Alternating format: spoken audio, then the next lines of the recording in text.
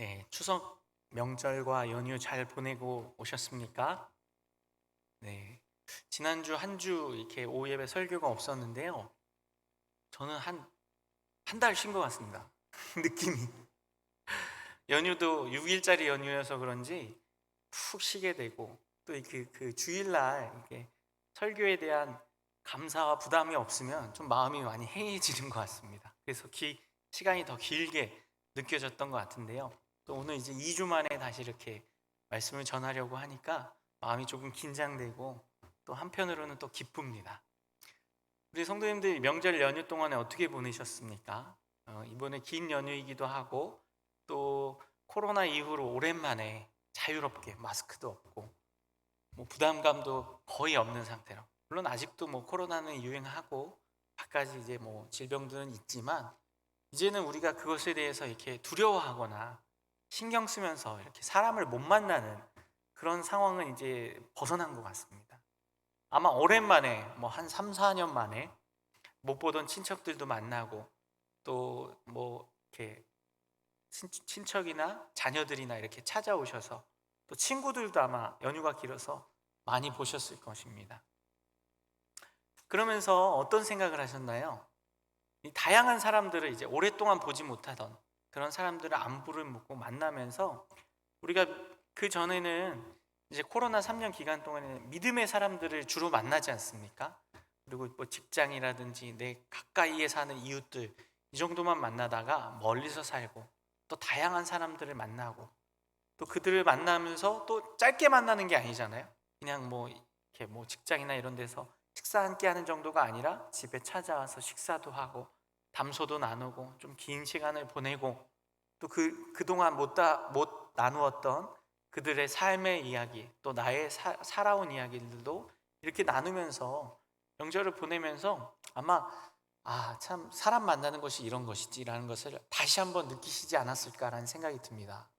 저도 그렇습니다. 뭐 저도 많이 만난 것은 아니지만 이제 우리 형제 자매들 만나고 이렇게 이웃들을 만나면서요. 사람을 만난다는 것, 또 사람을 상대한다는 것이 이런 것이었지. 그 전에 이 코로나 기간 때문에 많이 제한적이고 또 그 제한적인 거 안에서도 깊은 얘기를 할 수 없었던 그런 상황 속에 있다가 이런 것들이 많이 풀어지면서 다양한 그런 사람을 대하는 것들을 다시 일깨우는 시간이었던 것 같습니다. 근데 이렇게 일깨우는 시간 속에서 우리가 무엇을 느끼셨습니까? 저는 이번 연휴 기간 동안에 많은 것들을 느끼게 되었습니다. 또 이제 오늘 본문을 가지고 2주 정도를 이렇게 준비하면서 이 오늘 본문의 말씀을 삶으로, 피부로 와닿게 하는 일들을 많이 겪게 되었습니다. 먼저 오늘 본문을 보기에 앞서서 우리가 지금 어떠한 맥락 속에서 사무엘서를 보고 있는지를 잠깐 한번 되새겨 보고자 합니다. 하나님께서 다윗을 어떻게 하십니까? 왕으로 만들어 가십니다. 왕으로 세워 가십니다. 겉으로 보기에는 사울에게 쫓기고 죽음의 위협 속에서 다윗이 도망만 다니는 것처럼 보여지지만 이 모든 과정이 다 무엇이라고 말씀드렸습니까? 하나님이 다윗을 왕으로 만들어 가시고 세워 가시는 과정입니다. 그래서요, 다윗이 겪는 고난도 또 다윗이 겪는 수모도 이 모든 일들이 다 무엇입니까? 그를 만들어 가시는 하나님의 일하심입니다. 그래서 하나님께서 하심이라는 제가 말씀의 제목들을 계속해서 연달아서 지어서 말씀드리고 있습니다. 그 과정 속에서 지난 시간에는 드디어 원수 같았던 사울을 죽일 수 있는 절호의 기회가 다윗에게 찾아왔습니다. 근데 하나님이 다윗에게 어떻게 하십니까? 그 원수 같은 사울을 살리게 하십니다. 기억나십니까? 다윗이 숨어있는 굴에 사울이 제발로 들어와서 무장을 해제하고 죽일 수 있는 절호의 기회를 다윗이 맞게 됩니다. 근데 다윗이 그때 어떻게 합니까? 사울을 죽입니까? 죽이지 않습니다. 그의 옷자락만 살짝 베어내고 자기가 죽일 수 있었음에도 불구하고 사울을 죽이지 않았다는 증거만 가진 채 사울을 살려줍니다. 근데 그 과정 속에서 하나님은 어떻게 하십니까? 다윗이 하나님의 뜻을 보게 합니다. 하나님의 시각을 가지고 사람을 보게 합니다. 인간적인 마음으로는 원한을 품고 그가 나를 죽이려고 3,000명이나 이끌고 이 광야까지 찾아오고 이 동굴까지 찾아왔는데 이 사람을 보는, 사울을 보는 그의 눈이 어떤 눈이 됩니까? 하나님의 눈이 됩니다. 하나님의 마음이 되고요, 그 사람을 개인 한 사람으로 보는 것이 아니라 그 사람 너머에 있는 하나님을 바라보게 하십니다. 그를 통해서 어떻게 합니까? 사울을 살리게 합니다. 사울을 살린 것은 사울만 살린 것이 아니라 누굴 또 살린 것이라 그랬죠? 다윗 자기 자신을 살린 겁니다. 다윗 자기 자신의 영적인 죽음에서, 그가 만약에 그 기회를 잡아서 사울을 죽였다면 그는 참된 왕이 될 수 없고 하나님이 원하시는 왕의 모습을 갖추기 어려웠을 것이며 백성들에게도 인정받기 어려웠을 것입니다. 그러나 그 모든 상황 속에서 하나님은 다윗이 그를 살리게 함을 통해서 다윗 자신도 살아나게 합니다. 또 이렇게 다윗이 사울을 살림을 통해서 사울은 또 어떻게 됩니까? 순간 정신이 돌아옵니다. 그 전까지는 다윗을 죽이기 위해서 혈안이 되어 있고 나라가 어떻게 되든지 백성들이 어떻게 사는지 관심도 없던 그런 사울이었는데, 다윗이 사울 자신을 살려준 것을 통해서 하나님의 뜻을 발견하고 그가 정신을 차리고 이제 그 다윗을 통해서 하나님이 세우실 하나님의 나라를 고백하게 하십니다. 그리고는 어떻게 합니까? 돌아가게 하십니다. 우리가 이러한 다윗의 세우심을 우리의 삶에도 동일하게 적용하고 우리의 삶 속에서도 이러한 하나님의 살리심을 살아내자라고 말씀을 드렸습니다. 그래서 명절을 맞이하면서 많은 이웃들, 가족들, 친지들을 만날 터인데 그 만남 속에서 내가 조금 손해를 보더라도 내 마음에 조금 들지 않는 사람들을 만나고 가족들을 만난다 할지라도 그들을 살리는 데 한번 우리가 집중해보고 우리의 시선을 확장해보자 라고 말씀을 드렸습니다. 어떻게 명절 기간 동안에 조금 사람들과의 만남 속에서 그 사람들을 살리는 그러한 모습을 좀 보여주셨습니까? 말씀을 통해서 내 가족들, 친지들, 또 원수와 같았던 사람들까지도 품으셨습니까? 아마 쉽지 않으셨을 것입니다. 저도 말씀은 그렇게 전하였는데요, 명절 때 아내랑 싸웠습니다. 명절하면 가족끼리 싸우는 게 한두 번은 있지 않습니까? 이따가 말씀드리겠지만 싸움을 통해서 나의 한계를 느끼게 하셨습니다. 복사이고 말씀으로는 내가 그렇게 살리는 삶을 살아내야 된다, 우리 한번 희생해 봅시다, 이렇게 전했는데 저부터도 그게 안 되더라고요. 쉽지가 않아요. 연휴가 길다 보니까 또 어떻습니까? 평상시에는 아침 저녁으로만 보고 낮에는 이제 나가서 이제 사역하잖아요. 제가 24시간, 48시간, 72시간 6일 내내 같이 있고, 또 같이 있는 동안 누가 있습니까? 아기들이 있잖아요. 아기들 돌보고, 또 명절이니까 부모님 찾아가서 또 이렇게 차례상도 차리고, 저희는 차례는 안 지내지만 이렇게 같이 이렇게 식사 자리도 차리고, 아내가 고생을 많이 하고 저도 돕다 보니까 어떻습니까? 자연스럽게 마음이 힘들고 몸도 힘들고 마음도 힘들어요. 그러니까 싸움도 일어나게 되죠. 그러면서 느끼는 것은 무엇입니까? 우리의 한계, 나의 한계. 끄덕끄덕 하시는 우리 성도님들 계시는데 아마 동일한 마음이셨을 거 압니다. 다 이해합니다. 이처럼요, 우리가 하나님의 말씀대로 하나님의 시선을 가지고 확장된 하나님의 눈을 가지고 세상을 바라보고 사람들을 바라보고 싶은데 우리는 어떻습니까? 늘 한계에 부닥칩니다. 그렇게 말씀을 듣고 은혜를 받고 다짐을 하고 결단을 하고 그렇게 살아내야지 하는데 연휴 또 6일 마치고 다시 직장 이렇게 나가시니까 어떠십니까? 직장 사표 내고 싶지 않으셨습니까? 그러신 분들도 아마 있으실 겁니다. 직장 6일 동안 쉬고 오니까 너무 힘들다. 우리 선생님들 중에 또 어떤 분들은 그러시더라고요. 6일 동안 쉬었다가 복귀하려고 하니까 너무 힘들었다라고. 맞습니다. 이것이 솔직한 우리의 모습입니다. 우리의 한계입니다. 근데 중요한 것은 뭐냐면요, 한계를 발견하고 우리의 연약함을 발견하고 나의 무능함을 발견한다고 해서, 그렇다고 해서 우리가 주저앉고 낙심해야 할까요? 그러한 우리의 한계를 발견하는 것조차도 하나님이 우리를 어떻게 하시는 겁니까? 만들어 가시는 과정입니다. 오늘 본문에서요, 바로 다윗을 통해서 이러한 한계를 느끼는, 또 한계를 경험하는 다윗을 보게 됩니다. 우리가요, 오늘 본문을 보시면 참 놀라운 사실이 뭐냐면요, 불과 바로 24장 한 장 앞에만 보더라도 다윗은 누구를 살립니까? 원수와 같았던 사울을 살립니다. 근데 오늘 25장으로 넘어와서는요, 나발이라는 한 개인을 죽이기 위해서 자기와 함께하는 병사 400명을 데리고 그 한 사람, 나발 한 사람을 죽이러 갑니다. 아니, 불과 한 장 사이에 어떻게 사람이 이렇게 바뀌죠? 이게 또 연결되는 시간이에요. 시간적으로 그렇게 길지 않은 시간입니다. 이렇게 연결되는 상황 속에서 어떻게 사람이 24장에서는 죽여도 누가 뭐라 할 사람이 없고 죽여 마땅한 사람은 살려내면서 자기에게 모욕감을 주고 굴욕감을 줬다는 이유로 나발이라는 사람과 그의 식솔들, 그와 함께하는 장정들까지 다 죽이려고 하는 이런 말도 안 되는 일들이 왜 일어날까요? 그리고 이러한 모습 속에서도 하나님은 다윗을 어떻게 만들어 가시는 것일까요? 저는 오늘 본문에서 하나님이 일하심을 보면서요, 여전히 하나님은 나도 다윗처럼 만들어 가시는 거예요.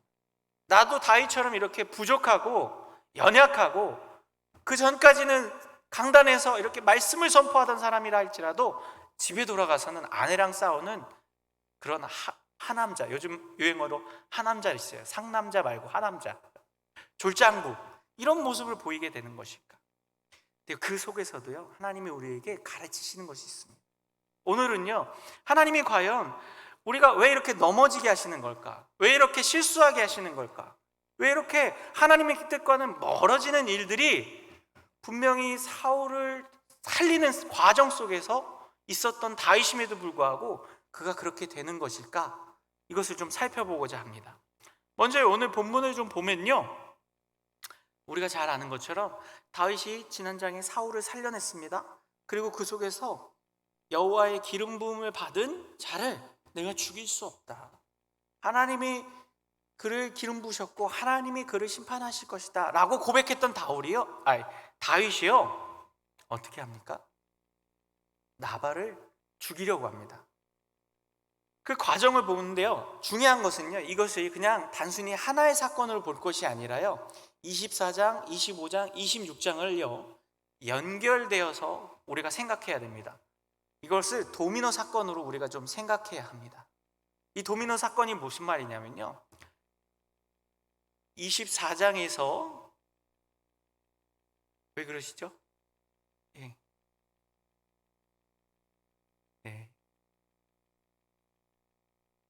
네, 24장에서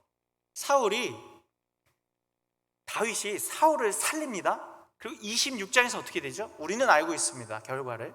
26장에서 무슨 일이 일어나는지. 사울이 다시 한번 다윗을 죽이려고 옵니다. 병사들이 이끌고요. 근데 그때는 더 죽일 수 있는 더 좋은 기회입니다. 사울 한 사람만 이렇게 나타나는 것이 아니라요, 병사들까지 다 잠들어 버립니다. 그리고 그 잠든 곳에 안에 진영 한가운데에 사울이 있는데 다윗이 그 진영 한가운데까지 침투해서 다윗을 죽이고 그와 함께하는 병사들까지 모조리 죽일 수 있는 그러한 찬스를 맞게 되는데, 그때도 어떻게 합니까? 사울을 죽이지 않고 살려냅니다. 우리가 다음 주에 볼 건데요. 근데 이 두 살리는 사건 사이에 뭐가 있습니까? 오늘 25장 나발의 사건이 있습니다. 근데 이 나발의 사건에서는 다윗은 어떻게 합니까? 철저하게 나발을 죽이려고 합니다. 사울은 그렇게 철저하게 살리려고 했던 다윗이 나발만큼은 철저하게 죽이려고 합니다. 근데 하나님이 그 위기를, 사실은 이것은요, 다윗에게는 위기입니다.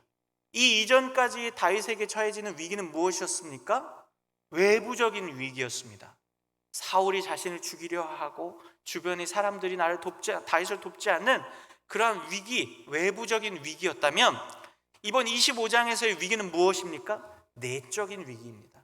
다윗이 자기 자신 내면 안에서 살리지 못하고 나발을 복수심과 자존심으로 또 자기 권리 주장으로 죽이려 하는 그런 내적인 위기를 맞게 되는데요, 그 위기 속에서도 하나님은 어떻게 하십니까? 다윗을 여전히 도와주십니다. 그리고 그렇게 못난 자기 자신을 발견하게 하심을 통해서요, 다윗에게 하나님의 또 다른 뜻을 가르치십니다. 이처럼요, 이 도미노 사건, 그리고 이 25장에서 다윗이 나발을 결국엔 죽이게 된다면요, 26장에서 사울이 다시 자기를 죽이러 왔을 때 다윗이 사울을 살리긴 어려웠을 것입니다. 왜요? 자신을 모욕하고 자신이 베풀었던 은혜를 갚지 않는 나발을 죽이려 했었던 자입니다. 근데 사울이 26장에 넘어와서 사울이 옵니다. 어떤 마음이 들까요? 사울의 생명까지 살려줬었는데, 나발을 좀 도와주고 보호해주는 그러한 그 은혜를 베풀었는데, 사울에게는 어때요? 생명까지 살려주는 은혜를 베풀었는데 그 은혜를 잊어버린 채 또다시 자기를 죽이러 오는 사울을 맞닥뜨렸을 때, 만약 25장에서 나발을 죽인 상태의 다윗이라면 26장에서 사울을 살리기 어렵습니다. 사울을 살릴 수 있는 마음이 생기지 않습니다. 그러나 25장에서 나발을 살리게 하심을 통해서요, 26장에서 사울 또한 어떻게 합니까? 다시 한번 살릴 수 있는 하나님의 인도하심과 보호하심을 경험하게 하시는 것입니다. 그럼요, 하나님은 오늘 25장을 통해서, 나발의 사건을 통해서 하나님이 가르치시고자 하는 것은 무엇일까요? 저는 이것을 오늘 제목에 담았습니다. 오늘 말씀 설교 제목이 무엇이었죠? 다르지 않음을 알게 하신다는 것입니다. 하나님께서는요, 다윗에게 세 가지 다르지 않음을 알게 하십니다. 첫 번째, 우리 자신도, 다윗 자신도 다르지 않다는 것을 가르치고 계시는 것입니다. 뭐라고요? 다윗 자신도 다른 이들과, 심지어는 사울과 다르지 않다는 것을 가르치시려는 것입니다. 우리가 알고 있었던, 이제까지 보아왔던 다윗은 어떻습니까? 사울과는 전혀 다른 모습을 가지고 있었습니다. 사울을 살려내고 자기 원수 같았던 그 사울이라 할지라도 하나님의 시선을 가지고 또 그 사울 너머에 계시는 하나님을 바라보며 그를 살려냈던 사람입니다. 그 이전에 우리가 알던 사울은 또 어떤 사람입니까? 개인적인, 자기 사적인 욕심이나 욕망, 또 자기의 자리를 지키고자 하는 마음 때문에 다윗을 죽이려고 하였고, 또 블레셋이 침략해 들어왔을 때 그 블레셋을 상대하기보다는 다윗을 쫓아가는데 더 현안이 되어 있었던 사람입니다. 그리고 겨우 블레셋을 물리치고 난 다음에도 어떻습니까? 병사들을 쉬게 하는 것이 아니라 3,000명을 다시 이끌어서 광야로 찾아 들어왔던 그런 사울이었습니다. 지극히 어떻습니까? 사적입니다. 지극히 자신의 욕망과 욕심을 채우기 위해서 자신에게 주어진 왕으로서의 권력이라든지 병사라든지 이런 것들을 사용하던 사람이 누구였습니까? 사울이었습니다. 근데 오늘 본문의 모습을 보면요, 다윗이 그 사울의 모습과 똑 닮아 있는 것을 보게 됩니다. 오늘 사건을 간단하게 말씀을 드리면요, 본문에서 나온 것처럼요, 나발이라는 자가 갈렙 족속의 사람이었는데요, 이 나발이 갈멜 사람이었습니다. 갈멜에 있었는데 이 다윗의 사람들이 이 지역에서 주둔하고 있었습니다. 숨어 있었습니다. 근데 이 나발의 목자들이 이렇게 양을 치고 있을 때에 다윗의 사람들이 그 나발의 목자들을 좀 보호해 주었습니다. 외부 이방인들이나 블레셋의 그런 침략이나 여러 가지 그런 위험으로부터 많은 병사가 있으니까 다윗의 사람들이 나발을 도와줬습니다. 그리고 이 나발이 이제 양털을 깎는 그러한 시기가 와서 양털을 깎는다는 소식을 다윗이 듣게 됩니다. 이스라엘 문화에서요, 양털을 깎는다는 것은 말하자면 축제와 같고 어떤 잔치와 같은 때입니다.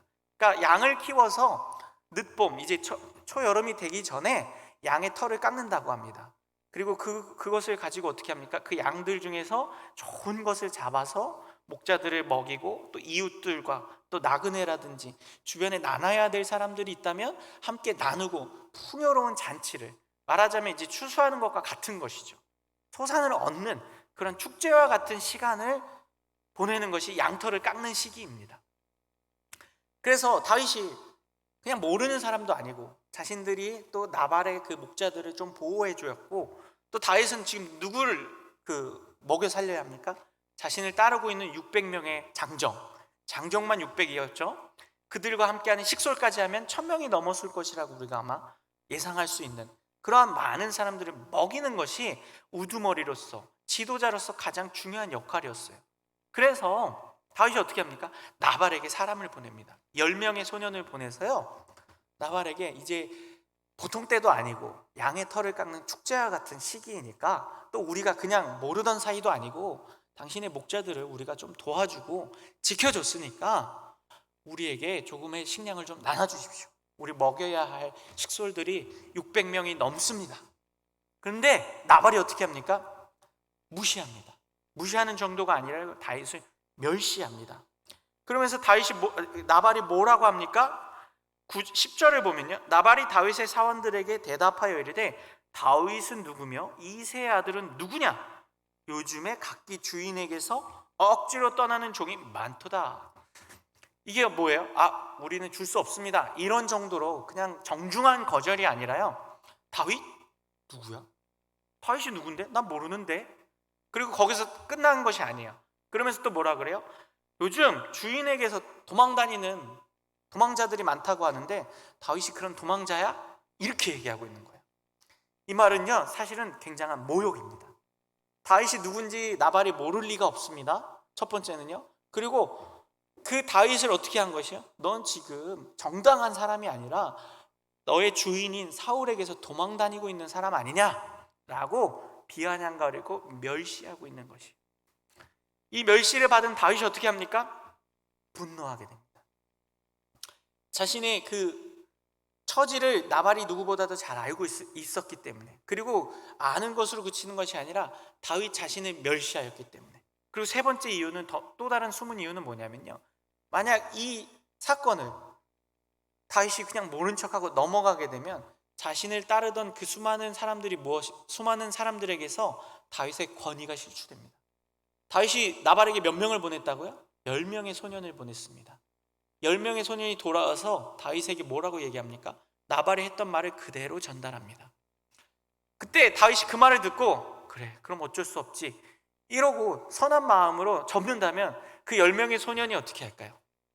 우리가 이런 일이 있었고 나발이 이런 말을 하였고 다윗이 이렇게 반응했습니다 하면서 나머지 600명의 사람들에게 어떻게 하겠습니까? 이 소식을 다 전하게 될 것입니다. 그럼 다윗의 권위는 어떻게 될까요? 땅에 떨어지게 됩니다. 무너지게 됩니다. 이 600명의 사람들은 뭐한 사람들이에요? 환난당한 사람들이에요. 사울에게서 고난을 당하고 환난을 당해서 도망 나오고 사울에게서 세금을 내지 못하고 또 사울이 그 다윗과 연결되어 있는 사람들이라고 오해하여서 그들을 핍박하던 사람들, 환난 당하던 사람들이 400명이었잖아요. 그들이 아둘람 굴로 온 것이었잖아요. 이처럼요, 다윗만 바라보고 왔던 사람들인데 그 다윗이 무능함을 보여주고 모욕을 당해도 아무런 일도 하지 못하게 되면 사람들의 생각은 어떻게 됩니까? 다윗에 대한 신뢰를 잃어버리게 됩니다. 다윗이 우리를 책임질 수 없는구나. 나발이라는 사람이 우리를 이렇게 모욕하여도 아무것도 할 수 없는 그런 상태에 놓이는 사람이구나. 이러한 종합적인 이유들 때문에 다윗은 어떻게 합니까?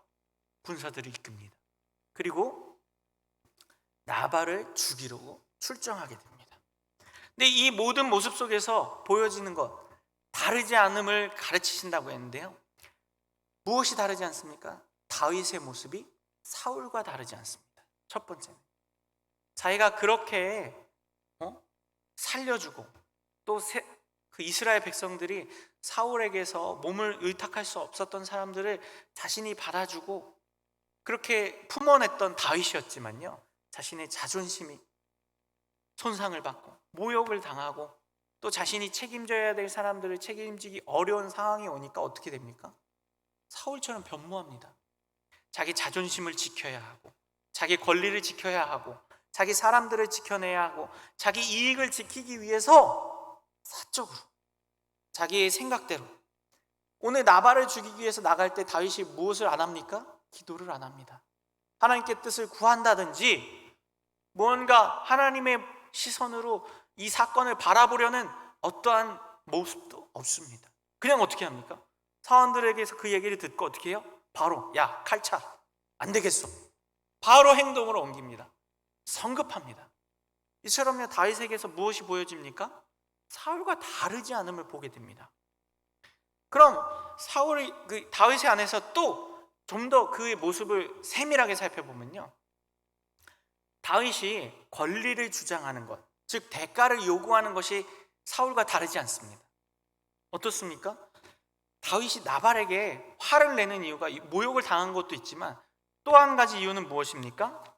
이 나발이라는 자가 내가 보여준 은혜를, 내가 그를 도와준 것에 대해서 아무런 그런 은혜를 갚지 않는다는 것입니다.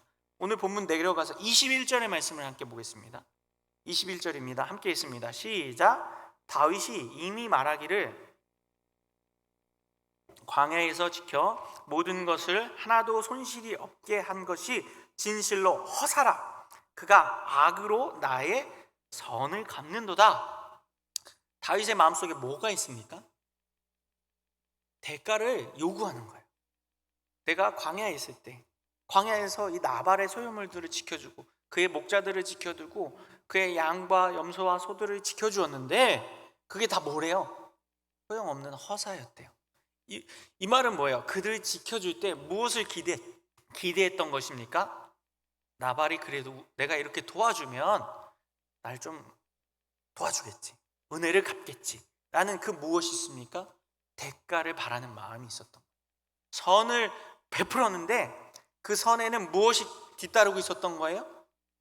그 선을 은혜로 갚아주길 바라는 마음, 대가를 바라는 마음이 있었어요. 근데 나발이 어떻게 했어요? 선을 악으로 갚았대요. 나의 선을 그가 악으로 갚았으니까 나도 어떻게 해야 된다는 거예요? 악으로 갚아야겠다. 이 일을 그냥 넘어갈 수 없다 라고 생각하는 것이 바로 다윗이 가지고 있는 다르지 않은 첫 번째입니다. 사울과 다르지 않은 첫 번째입니다. 근데 이 모습을 보면서 제가 느낀 게 뭐냐면요, 와, 이 다윗의 모습이 나와 같다라는 생각이 들더라고요. 우리가요, 그리스도인으로서, 성도로서 살아가면서요, 선하게 착한 마음을 품고 살아가려고 합니다. 아마 우리 성도님들도 동일하실 것입니다. 근데 그 마음속에 우리의 무엇이 있습니까? 알게 모르게 대가를 바라는 거예요. 내가 이렇게 선하게 착하게 살면 하나님이 나에게 보응하여 주시겠지. 또 내 이웃들이, 내 가족들이, 또 내 교우들이 나의 착함을, 나의 선행을 알고 그것을 어떻게 해주길 바라는 거예요? 대가를 주길 바라는 거예요. 그게 꼭 눈에 보여지고 물질적인 것이 아니라 할지라도 어떻길 바랄까요? 보이지 않는 곳에서 칭찬이라도 좀 해주고 나의 그 선함과 나의 수고를 좀 인정이라도 해주고, 내가 교회 와서 이렇게 청소도 하고 이렇게 식사 당번도 하고 또 여러 가지 봉사를 하는데 우리 교회 성도들이 혹은 목사님이 아니면 하나님이 알아주셔서 그것에 대한 무엇을 바라는 거예요? 대가를 뭐라도 주겠지 라는 그 마음이 있다는 것이. 근데 이 마음이요, 인간으로서는 당연한 것처럼 여겨지는데요, 이 마음을 갖고 가면 어떻게 될까요? 사울처럼 되는 거예요. 왜요? 내가 받을 만한 사람인데, 내가 이러한 대가와 이러한 대우를 받을 만한 사람인데 그 대가가 나오지 않으면, 그 요구가 대가 요구에 응답이 되지 않으면 어떻게 합니까? 그것에 대한 마음이 상하게 됩니다. 그것에 대해서 복수하고 싶고 대가를 얻어내고 싶고 바라게 됩니다. 이것이요, 사람에게만 있는 것이 아니라 하나님에게도 우리가 동일하게 있습니다. 우리가 하나님, 우리가 이렇게 신앙생활 열심히 하는데, 제가 하나님께 직분받고 하나님의 일을 이렇게 열심히 하는데, 하나님, 사람들은 그래요, 몰라줄 수 있어요. 사람들이 몰라주는 것까지는 이해할게요. 근데 하나님은 알아주셔야 돼요. 근데 하나님이 알아준다는 게 뭐예요? 우리 성도님들, 하나님이 알아주시기를 바라는 게 무엇입니까? 다윗과 같은 마음이에요. 사실은 은근히 뭔가 나의 필요를 채워주는 거예요. 근데 다윗이 요구하는 필요라는 게요, 개인의 사적 욕심을 채우는 게 아니잖아요. 나발에게 우리 이 식솔들 600명의 사람들을 먹일 식량을 좀 주십시오. 이게 다윗 개인의 어떤 욕심을 채우고자 하는 것입니까? 아닌 것처럼 보이잖아요. 그러면 정당한 거잖아요. 하나님, 정당한 거 주셔야죠. 제가 하나님께 이렇게 헌신하고 하나님의 싸움을 싸우고 하나님 말씀에 순종하는 삶을 살아내고 원수 같은 사울도 죽이지 않고 살려냈으면 하나님, 은혜를 주셔야죠.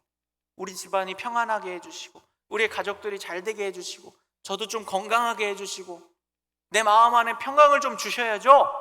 이런 마음이 우리 안에 있다는 것입니다. 대가를 요구하는 거예요. 근데 우리는 어때요? 그 대가가 채워지지 않으면 다르지 않아요. 하나님께 따집니다. 하나님 어떻게 이러실 수 있나요? 하나님 왜 나한테 안 주세요? 내가 이렇게 헌신하고 봉사하고 열심히 했는데 하나님 왜 나의 그 헌신에 대해서는, 나의 이 열심에 대해서는, 나의 이 선함에 대해서는 알아주지 않으십니까? 라는 대가 요구, 지불받고자 하는 그 마음이 우리 안에 있다는 것입니다. 이러한 마음이요, 우리의 연약함이고 우리의 죄성 속에서 나온다는 것을 하나님이 깨닫게 하시는 것입니다. 사실은 이 보이지 않는 욕심, 보이지 않는 대가 요구가 어떻습니까? 다르지 않습니다. 저도요, 이번 명절에 싸웠다 그랬잖아요, 아내랑. 별다른 이유 아니에요. 그냥 아내가 저를 몰라주니까. 제가 이제 우리 아이들 이렇게 기르고 이렇게 연휴 동안에 아이 이렇게 돌보고 이렇게 집안 살림하고 이러는데, 돕는데 아내가 좀 알아주고 인정해 주길 바라는데 인정 안 해주니까 제가 괜히 화가 나는 거예요. 그래서 괜히 별거 아닌 걸로 꼬투리 잡고 트집 잡고 화를 내는 거예요. 다윗의 모습이 제 모습이더라고요. 그리고 또 집에 가서 이제 가족들을 만나는데, 우리 어머니 또 형제 자매들 만나는데, 제가 이제 목사가 됐지 않습니까? 그럼 뭔가 좀 가족들에게 바라는 마음이, 목사로서 좀 저를 인정해주고 목사로서 좀 우대해주길 바라는 마음이 있더라고요, 제가. 근데 가족들에게 전 뭘까요? 막내입니다, 막내. 철없는 막내. 여전히 아이이고 여전히 자기밖에 모르는 막내인 거예요. 그러니까 그런 대우가 없는 거예요. 교회에서는 그래도 우리 성도님들이 제가 어리고 연소해도 목사님 하면서 이렇게 대우해 주시는데, 집에 가니까 물도 하라, 과일 좀 깎아라, 설거지해라. 했죠. 그래도 마음속에 뭐가 있어요? 나는 그래도 하나님의 일을 하는 사람인데 가족들이라도 알아줘야 되는 거 아니야? 근데 가족들 몰라. 이처럼요, 하나님 우리 안에 우리의 죄성이, 우리의 연약함이 다르지 않습니다. 목사만 그런가요? 우리 성도님들 어떠세요?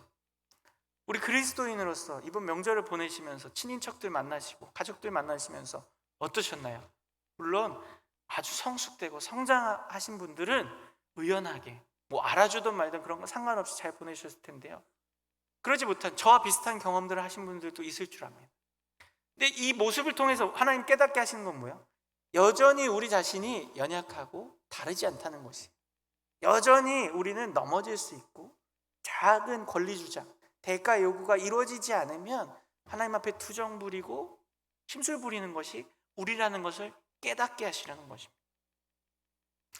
두 번째, 하나님이 다윗의 모습을 통해서 깨닫게 하시는 것이 있습니다. 그들도 다르지 않다는 것을 깨닫게 하십니다. 여기서 말하는 그들은 누굽니까? 다윗이 만나는 사람들입니다. 또 우리가 만나는 사람들입니다. 다윗이요, 분명히 사울을 살릴 때는요, 사울을 바라보는 눈이 어떻습니까? 하나님의 시선으로 바라봅니다. 그리고 그 너머에 계신 하나님을 바라봅니다. 24장 6절을 보면요, 이렇게 얘기합니다. 자기 사람들에게 이르되 내가 손을 들어 여호와의 기름 부음을 받은 내 주를 치는 것은 여호와께서 금하시는 것이니 그는 여호와의 기름 부음을 받은 자가 됨이니라 하고, 다윗이 이 말로 자기 사람들을 금하여 사울을 해하지 못하게 하니라. 사울이 일어나 굴에서 나가 자기 길을 가니라. 자, 다윗이 지금 사울을 바라볼 때 사울을 어떻게 바라봅니까? 원수로 바라봅니까? 치졸한 왕으로 바라봅니까? 자기를 죽이려고 하는 그런 정신병자로 바라봅니까? 아닙니다. 뭘로 바라봐요? 하나님께 기름 부음을 받은 자, 하나님이 세우신 왕, 그리고 그를 세우신 그 하나님을 바라봅니다. 그랬기 때문에 어떻게 할 수 있었어요? 살릴 수 있었어요. 근데 나발을 바라볼 때는 어떻게 바라봅니까? 21절과 22절 다시 보겠습니다. 다윗이 이미 말하기를 내가 이 자의 소유물을 광야에서 지켜 그 모든 것을 하나도 손실이 없게 한 것이 진실로 허사라. 그가 악으로 나의 선을 갚는도다. 내가 그에게 속한 모든 남자 가운데 한 사람이라도 아침까지 남겨두면 하나님은 다윗에게 벌을 내리시고 또 내리시기를 원하노라 하였더라. 지금 나발을 바라보는 눈은 무엇입니까? 하나님의 사람으로 보지 않습니다. 일개 그냥 한 개인이고 내게 은혜를 입은 자인데 그 은혜를 갚지 않은 악한 놈이다. 은혜를 모르는 배은망덕한 사람이다. 그 은혜를 모르면 배은망덕한 사람은 어떻게 해야 돼요? 죽여야 된다. 너무 무섭지 않나요? 같은 사람의 입에서 나온 말이라고 보여주십니까? 더 놀라운 것은 뭐냐면요, 사울은 어떻게 했나요? 자기를 죽이려고 군사 3천을 몰고 왔던 사람이에요.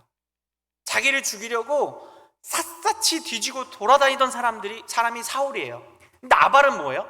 자기를 죽이려 했던 사람은 아니에요.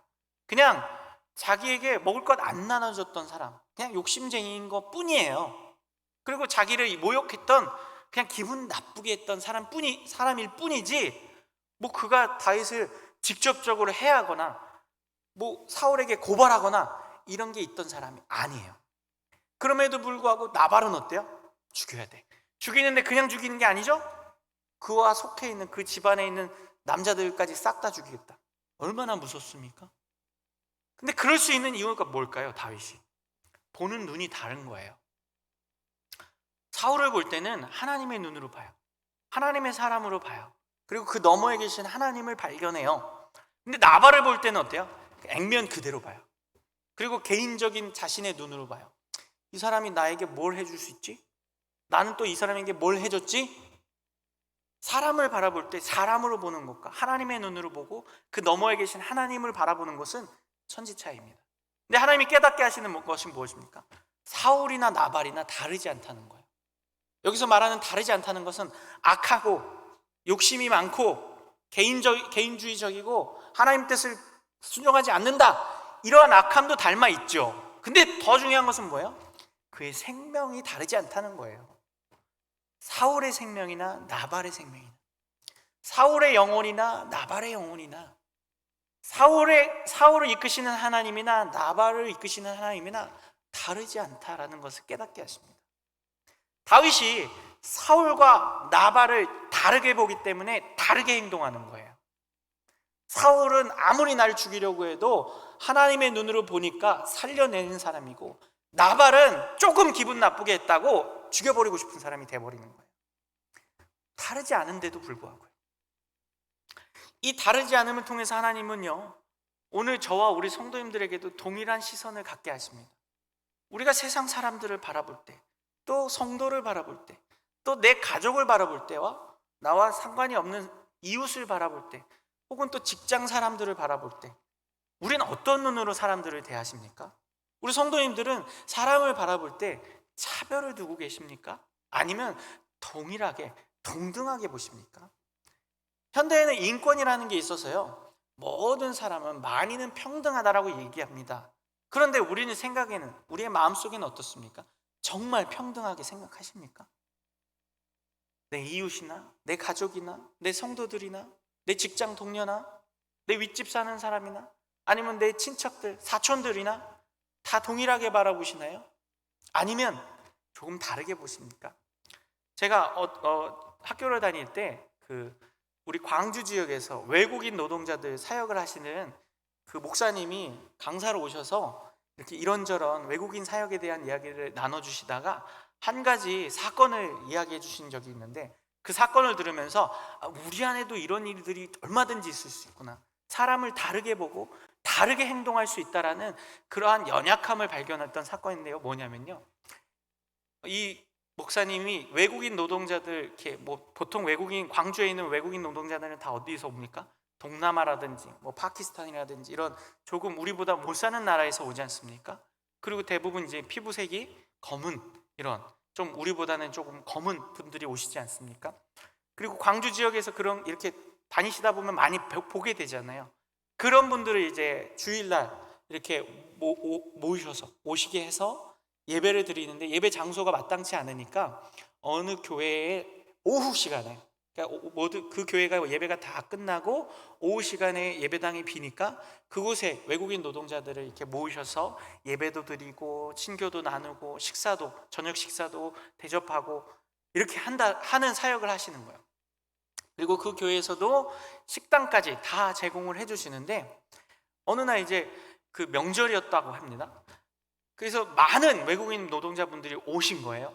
그래서 그 교회에서 빌려 쓰던 식기, 밥을 먹는 식기보다 더 필요하게 된 거예요. 그래서 이렇게 찬장을 뒤지다가 예쁘고 새 것 같은 좋은 식기가 있길래 그거를 꺼내서 쓰셨대요.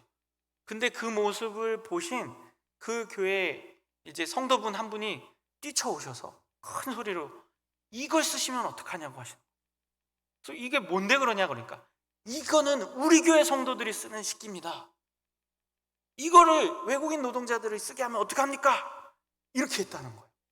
그래서 너무 그 말에 그 목사님이 상처를 받고 그 다음 주가 되어서 그 성도님께 사과를 했대요. 제가 지난주엔 몰랐습니다. 그리고 그것에 대해서 사과를 했는데 이분이 이렇게 얘기를 하시더라고요. 괜찮습니다. 그 식기 쓰세요. 새로 샀습니다. 어떠십니까? 이 말을 듣는데 우리 성도들이 쓸 식기는 새로 샀으니까 지난주에 쓰셨던 것까지 다 쓰셔도 됩니다.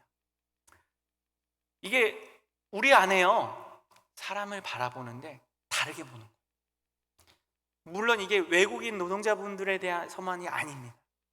이것을 우리의 삶 속에서, 우리의 시각 속에서, 우리의 가치관 속에서 과연 우리는 어떻게 사람들을 바라보고 있는가를 돌아봐야 합니다. 우리 안에서도요 또 다른 모습이 뭐냐면요, 성도와 믿지 않는 사람들을 좀 분리해서 보려는 경향이 있어요. 그래서 저분이 교회를 다닌다 하면 이번에 또 아시안 게임 했잖아요. 근데 아시안 게임을 볼 때 아시안 게임에서 금메달을 딴 선수가 있는데 그 금메달을 딴 선수가 만약에 세레머니로 이렇게 기도하는 세레머니를 하면 어떠세요, 성도님들? 마음이 뭔가 더 좋으시지 않으세요? 저 사람이 금메달도 땄는데 성도인가 봐. 근데 나중에 기사가 났어요. 그 사람이 이단 교회를 다니는 사람이었다. 그럼 어떠세요? 갑자기 또 마음이 금메달을 따서 기도를 해서 성도인 줄 알고 하나님이 있는 사람인 줄 알고 너무 좋아했는데 이단 교회를 다니는 사람이었대. 그럼 어떠세요? 그 사람 안 되겠다. 자, 이 모든 과정이 다 뭐예요? 우리가 다르게 보는 거예요, 사람을. 저 사람은 교회를 다니나 안 다니나, 그리고 저 사람은 이단 교회를 다니나 그냥 평범한 교회를, 정상적인 교회를 다니나. 물론 이단 교회를 다니는 분들에 대해서 우리가 긍휼의 마음을 두고 그들이 바른 신앙으로 오기를 기도해야 되는 건 맞습니다. 근데 그들과 나를 차별하거나 그들은 잘못됐으니까 죽어, 지옥 가는 사람들이야, 또 안 믿는 사람들, 전하고 전해도 안 믿는 사람들을 보면 어때요? 우리가 이제 노방전도 어제부터 시작했는데요, 나가서 노방전도 이렇게 하는데 저도 이제 노방전도 전교에서 하다 보면요, 잘 받는 분이 한 80% 정도 되고요, 한 20% 정도는 어떻습니까? 되게 쌀쌀 맞아요. 안 받아요 이렇게 하기도 하고, 이런 돈 있으면 교회 재정이나 튼튼히 하세요. 저 실제로 들은 얘기예요. 그런 사람들도 있어요. 그런 분들 만나면 어떻습니까? 저 사람은 지옥 가겠네. 꼭 그런 생각하십니까? 이 복음을 전하는데 이 복음을 안 듣네. 다르게 생각하는 거예요. 그러면서 그래 그렇게 사세요. 근데 우리가 사람을 바라볼 때, 성도들을 바라볼 때, 또 성도가 아닌 사람을 바라볼 때, 심지어는 이단 교회를 다니는 사람이라 할지라도, 혹은 절에 다니는 사람이라 할지라도 그 영혼을 바라봐야 돼요. 결국 하나님은 그 사람들의 영혼을 어떻게 하십니까? 살리기 원하십니다. 구원하기 원하십니다. 하나님의 시선을 가지고 있으면 사울과 같은 원수도 어떻게 해요? 살릴 수 있어요. 살리잖아요. 근데 하나님의 시선이 없이 다름이라는 나의 기준과 내 생각을 가지고 사람을 바라보면 어떻습니까? 조금만 달라도 어떻게 해요? 배척해요. 싫어해요. 그게 교회 밖에서만 그러는가요? 교회 안에서는 어떻습니까? 교회 안에서도 다양한 이유들을 가지고 우리가 서로 다르게 보려고 할 때가 있습니다. 아주 비근한 예로 정치 성향이, 정치 얘기하면 안 좋아하실 수도 있는데, 정치 성향이 다른 우리 성도가 있으면 어떡합니까? 우리 조금 싫어해요. 조금 거리를 둬요. 제가 예전에도 한번 말씀드렸죠. 대통령 선거 끝나고 저도 마음이 막 안 좋았는데, 제가 지지하던 대통령이 안 되는데, 근데 다른 많은 성도님들이 제가 지지하지 않는 대통령이 됐다고 해서 너무 기뻐하시는 모습을 보면서 처음에는 마음이 너무 안 좋았어요. 근데 하나님이 어떤 마음을 주셨다고요? 왜 저들이 기뻐하는 것에 대해서 네가 미워하느냐? 저들이 누굴 지지하고 안 지지하고가 너가 봐야 할 것이 아니라는 거예요. 그럼 뭐예요? 그 같은 성도이고 하나님의 사람이고, 그들이 기뻐하면 어때요? 너도 기뻐해야지. 내가 지지하지 않는 사람이 대통령이 됐다고 해서 내가 그들을 미워해야 될 이유가 무엇이냐? 다르지 않다는 거예요. 나와 의견이 좀 다르다든지 나와 무언가 생각이 좀 다르다고 해서 우리는 사람들을 다 어떻게 봅니까? 다르게 보려고 해요. 편애하고 차별하고 나와 구별지어서 보려고 한다는 것이. 근데 하나님은 뭘 보게 하시는 겁니까? 다르지 않다는 거예요.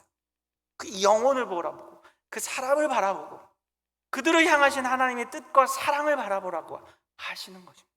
오늘 다윗에게 그걸 가르치시는 거예요. 나발 사건을 통해서요. 나발은 그렇게 죽여도 되는 사람이 아니라는 것입니다. 그걸 뭘 보면 알 수 있는지 아십니까? 하나님께서 나발을 죽이지 않게 하시려고 누굴 보내세요? 아비가일을 보내세요. 오늘 본문 1절을 보면요, 누가 죽습니까? 사무엘이 죽어요. 사무엘은 어떤 사람이요? 민족의 지도자입니다. 그리고 다윗과 사울을 기름 부은 자예요. 그리고 다윗이 도피 생활을 시작할 때 제일 먼저 찾아갔던 사람이 누구예요? 사무엘이에요.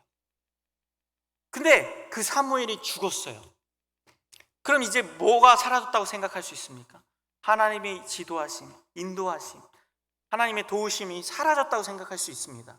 근데요, 하나님은 어떻게 하십니까? 여전히 일하세요. 이게 세 번째 다르지 않음을 알게 하시는데, 세 번째는 뭐냐면 하나님이 일하시는 방법이 다르지 않습니다. 사무엘이 살아있을 때는 사무엘을 통해서 하나님이 일하시고, 사무엘이 죽고 난 다음에는 일을 안 하십니까? 아닙니다. 아비가일, 아무도 모르는 사람이었어요. 그냥 나발의 아내였던 사람이에요.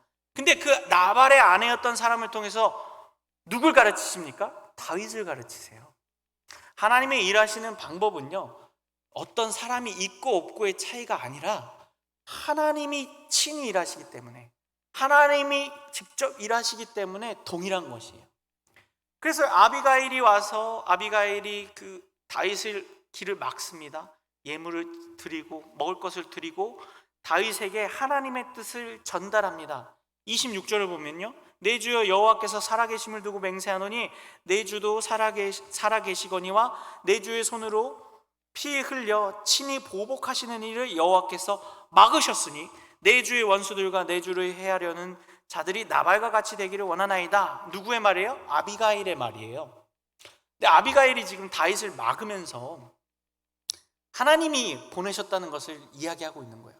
하나님이 당신을 친히 당신 손으로 보복하는 것을 막으셨습니다. 나를 보내서요. 난 누군데요? 나발의 아내예요. 근데 또 이 나발의 아내 아비가일이 뭐라고까지 얘기해요? 당신의 원수들, 당신을 해하려는 사람들을 누구처럼 되길 원한대요? 내 남편처럼 되길 원한대요. 나발처럼 되길 원한대요. 이게 인간으로서, 개인 아내로서 할 수 있는 말일까요?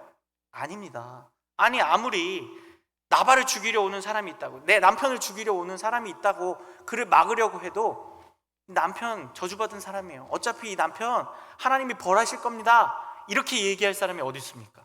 아무리 남편이 원수 같아도. 안 그렇습니까? 지금 이 아비가일의 말은요, 아비가일 개인의 말이 아니라 하나님의 뜻을 전달하는 것이, 하나님이 그를 감동하셔서. 지금 무슨 말입니까? 하나님의 감동을 받고 하나님의 말을 전하는 것은 우리가 쉽게 생각해서 선지자만 하는 거라고 생각할 수 있어요. 목회자만 하는 거라고 생각할 수 있어요. 하나님의 사람만 하는 거라고 생각할 수 있어요. 근데 하나님은 누굴 쓰십니까? 아비가일과 같은 평범한 사람도 쓰세요. 심지어는 다윗의 원수처럼 여겨지는 사람의 아내로부터, 그로부터 무엇을 듣게 하십니까? 하나님의 뜻을 듣게 하세요. 하나님의 일하시는 방식은 사람을 쓰시는데 그 사람에는 다름이 없어요. 목사가 이야기한다고 해서 그 말이 더 권위가 있고, 성도가 이야기해 준다고 해서 그 말은 들을 필요가 없는 말이 아니라는 것입니다. 그리고 하나님은 어떻게 일하십니까? 말씀으로 일하세요. 우리가 26절부터 31절까지 쭉 보면요, 하나님이 다윗에게 일깨우시는 하나님의 말씀을 계속하세요. 하나님이 세우실 나라, 그리고 이 싸움은 뭐예요? 하나님의 싸움, 여호와의 싸움이다. 28절에요. 그리고 하나님은 당신을 어떻게 한대요? 29절에 생명싸개로 싸고 있대요. 이 모든 게 다 뭐예요? 하나님이 주신 약속의 말씀들이거든요. 지금 무슨 말입니까? 하나님은요, 하나님의 일하시는 방식은요, 동일하세요. 말씀을 통해서요. 하나님의 약속을 통해서요. 이 약속의 말씀은 어떻습니까? 오늘 우리에게도 동일하게 임합니다. 우리 성도님들 누구의 말에 귀 기울이십니까? 누구의 겉면을 듣고 내 삶을 되돌아보십니까? 목회자의 말에만 귀 기울이시고 반응하십니까? 아니면 우리 어린 자녀, 손자라 할지라도 그들이 하는 말을 듣고 어떻게 하십니까? 바른 생활을 하십니까? 하나님은요, 사람이 높고 낮음, 나이가 많고 적음이 상관없이 그 사람을 통해서, 하나님이 쓰시는 사람을 통해서 우리를 바른 길로 인도하고 계십니다. 우리가 어른은, 혹은 목회자는, 혹은 뭔가 좀 말씀의 깊이가 있는 사람은 그 사람의 말을 들을 만하고, 내 자녀나 내 손자나 어린 사람의 말은 들을 가치가 없다라고 여기면 어떻게 됩니까? 사울처럼 될 수 있어요. 오늘 다윗의 모습처럼 변할 수 있어요. 죽이고 싶은 마음이 들 수 있습니다. 근데요, 하나님은 나이와 상관없이, 혹은 사람과 관계없이 하나님의 말씀을 통해서 우리를 가르치시고 그 말씀을 통해서 우리가 깨닫길 바라십니다. 제가 우리 유초등부 사역을 지금 하고 있는데요, 때로는 우리 유초등부 아이들의 모습을 통해서요, 제가 배울 때가 참 많습니다. 제가 이제 우리 또 스터디 클럽을 하고 우리 유초등부 사역을 하는데 아이들을 동등하게 바라보려고 많이 노력합니다. 이 아이들이 나이가 연소하고 아직 지식이 부족하고 말씀을 모른다고 해서 이들이 하는 말을 무시하려고 하지 않으려고 노력합니다. 근데 그렇게 하면 어떻게 되는 줄 아십니까? 하나님이 늘 나를 가르치시고 은혜를 주시는 것을 오히려 순수한 아기들을 통해서, 아이들을 통해서, 초등학생들을 통해서 더 많이 깨닫게 하십니다. 더 많이 배우게 하십니다. 제 스스로가 말씀을 연구할 때도 말씀의 은혜를 주시지만요, 귀천을 두지 않고 차별을 두지 않고 다름을 두지 않고 하나님이 쓰시는 사람들을 통해서 일하신다는 것을 깨닫게 하신다는 것입니다. 우리가 은혜 받을 수 있는 통로가 어떻게 됩니까? 넓어집니다. 내가 사람을 다르게 보고 하나님이 일하시는 방법을 다르게 보면은 항상 그 편협한 시각을 가질 수밖에 없습니다. 그러나 하나님은 모든 일들을 통해서, 모든 사람들을 통해서, 또 성경의 말씀을 통해서 우리를 가르치시고 우리에게 바른 길을 인도해 주신다는 것을 알 때에 우리가 어떻게 됩니까? 변화될 수 있습니다. 하나님 뜻을 이해할 수 있게 됩니다. 말씀을 마무리합니다.